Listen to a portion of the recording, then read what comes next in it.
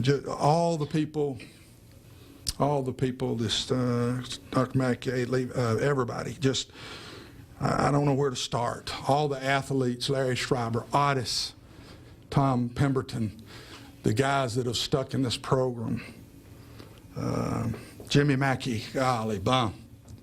What a special man. He does so much for Tennessee Tech. But it was special to me for Jimmy Mackey to come to me and say, I'm going to represent your TV show and back your TV show, give you the money for your TV show because of you. I love Tennessee Tech, and I've done everything I can, and I do for Tennessee Tech, but I'm doing this for you. You don't know, Mr. Jimmy, what that meant to me for you to do that.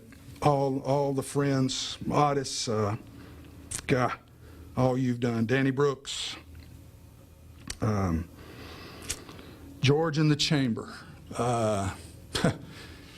To get the TSSAA here, I think was one of the neatest feats that's ever happened in Cookeville, Tennessee, and our chamber and our whole community. George, it seems like it was yesterday that we took off down there to talk to the folks and brought it back with us. But that wasn't the hard thing, was it? The hard thing was this community to pull it off. And they've pulled it off. Everything we said would happen that day has happened, 100% so. And that's what Cookeville, Tennessee is all about, to tell you the truth. And that's why I'm proud to have grown up and been able to come back. Came back 9 years ago, and I'll finish with this. And met Mark and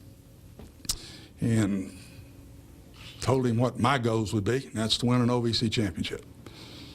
And in doing that, we wanted to bring in kids that represent Tennessee Tech, that when they walk around the streets of Cookeville and on this campus, that this community in Tennessee Tech will be very proud of. And we're going to graduate them, and we're going to put them out in the real world and make a living. That was it. That was the goal. After being here 2 games, I think, 3 games, there was a plan set in place on how we would reach that. Our goal was to do it with high school kids. We put 2 classes together of 56 kids. You only get 63 scholarships. So we put them all in 2 classes. And we got them, let them get their noses blooded, lose some games. And when that first class was seniors, the OVC championship appeared. And I can't thank that first wave of kids at all. Stayed the next year through that second group that we're going to graduate. I really thought we had a chance to do it again. And basically, starting when we went to Oregon, we got decimated with injuries. So there we sit, and it was about time for me to give it up, because that was about the time I planned on staying. And I looked around, the cupboard was bare. There was nothing left. All the kids were gone. And after having a tough year, I said, we got to try to do this again. So we started all over. The last 3 years have been tough to build this thing back up. And it's there again. I feel it's right where it's supposed to be. I told our players today that I thanked our seniors for getting us to this point. And I told all those returners that we have coming back that it's there for you. And I basically told them that I don't think I'm the best guy for you. That was exactly what I told them. I said, I don't think I got the it factor to take you over the hump. I think there's a time when you know it's your time. It's not a sad time whatsoever. It's a happy time. And so I told them, I'm not going to be coaching college football anymore, and hopefully I'll be up in those stands, sitting there when one of them makes a great play saying, yep, let me tell you about that one. So I may be the best cheerleader they got when they're sitting in the stands up there. You got a great group of kids coming back here, and they are, Dr. Odom, ready to hand you one, in my opinion, not to put pressure on them. I think they feel the same way.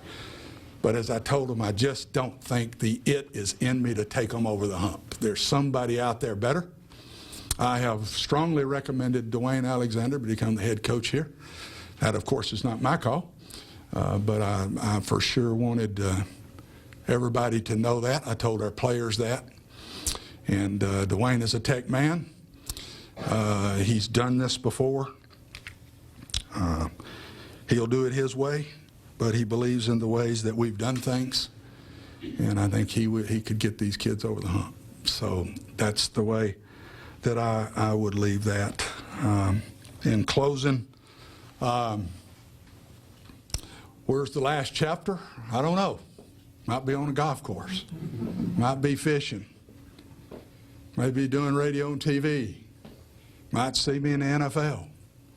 Might see me as an athletic director again after doing that twice. I don't know. Brenda and I are going to take some time and really think about this.